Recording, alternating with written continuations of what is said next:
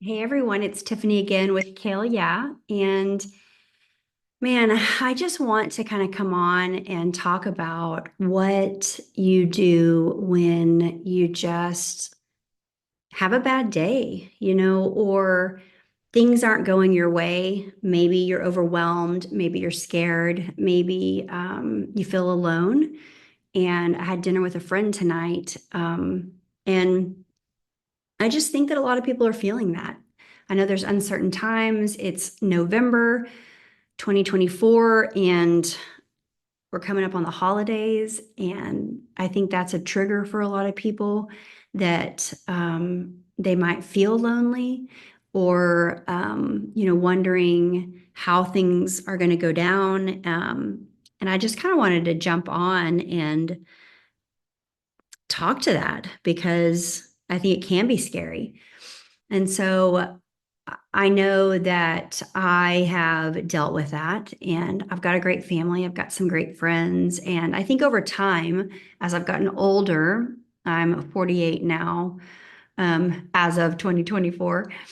But I think we've all gone through lonely times and wondering about who really is in our corner. And I think as I've grown up and gotten more mature in my relationships and my walk with God, that I don't know if y'all have heard the old adage that is 4 quarters are better than 100 pennies when it comes to friends.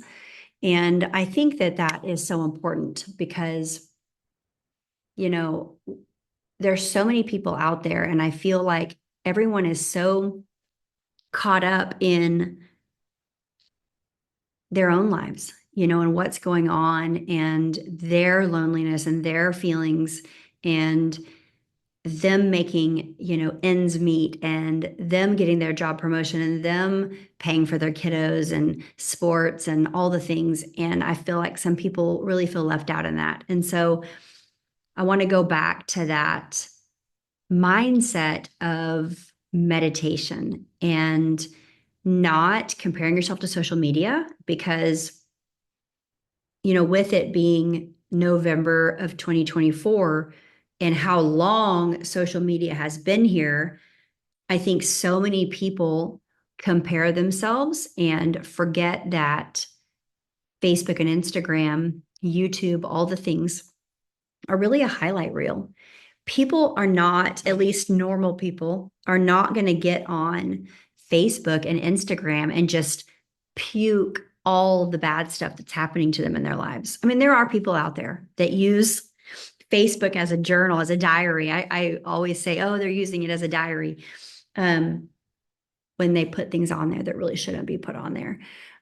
But I think in the grand scheme of things, most people only put their wins. And then you get on there and start scrolling, and you see these people that are at dinner with their friends and they're with their kiddos and they're celebrating and they're traveling and they're getting work promotions and they're just doing so well. And you're like, dang, I mean, what am I doing so wrong? And I really want to speak to that because I think that there is a level of inauthenticity with social media. And it really pulls you in and makes you feel inadequate, and it makes you feel that you're not enough and that you don't do, that you're not where you need to be. You're not far along in life as all of your friends. And it's such a comparison tool and it's such a lie. Um, I've had so many people reach out to me. Every once in a while, I'll put on Facebook, just an epic fail in my life, you know, um, and I'll have so many private messages like, oh my gosh, we're going through the exact same thing and we don't have anyone to talk to. Um, oh my gosh, my husband and I are fighting so much and I don't know what to do. Oh my gosh, my husband's, fill in the blank and I don't know what to do about it. And they don't want to go on social media and blast it out there for the masses.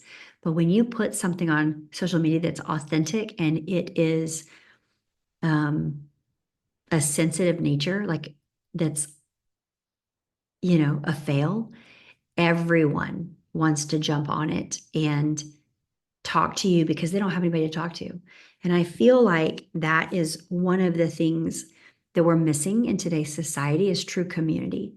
A community where you feel like you can be transparent and truthful and you can come and just say, man, this sucks. And I'm sad, or I'm lonely, or I'm struggling at work, or, I feel like my life is passing me by, or I need to find a job that pays me more because we've overspent and I can't pay my bills. So I wish that more people felt like they could go to their friends, but they feel embarrassed.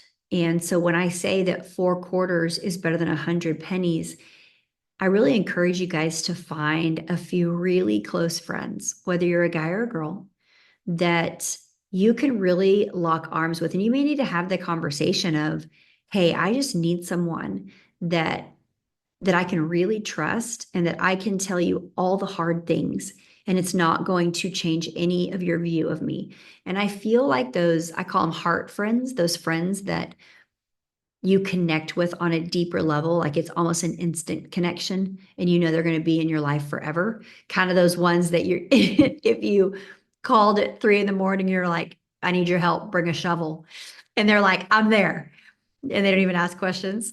Um, I think those are the friends that we can be the most vulnerable with. And I really encourage you guys. I know that there is sometimes with guys, there's a, you know, um, toxic masculinity. Like you cannot share your feelings or you can't have emotions or you can't cry because you're a sissy. And I know that word just aged me, but um, I just think that there is a level of loving relationship, even among guys and friends, that you should be able to share your heart and say, I'm struggling. And I need prayer or I need to hang out more. Sometimes you just may need those friends to pursue you a little bit more. Because we all get caught up in our days and we forget to reach out to friends that we may know that are struggling.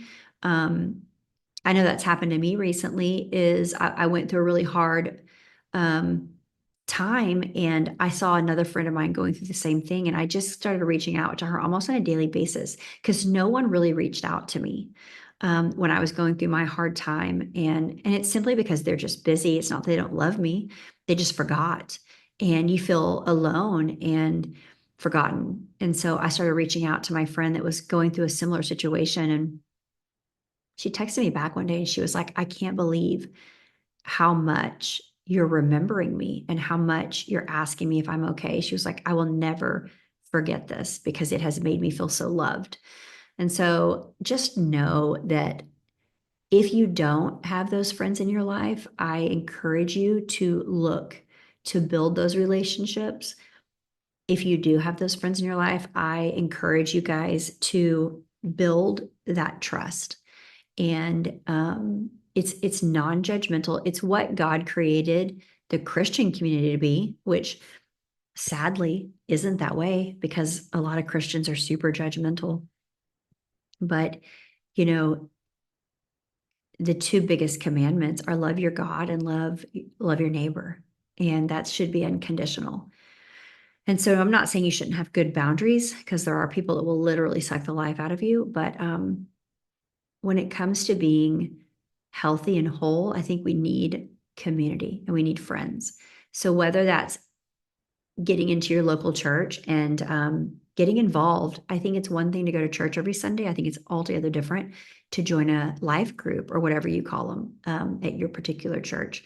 Get involved in the community, give back. The most amazing way to feel more healthy and whole is to volunteer to help those that are even worse off than you.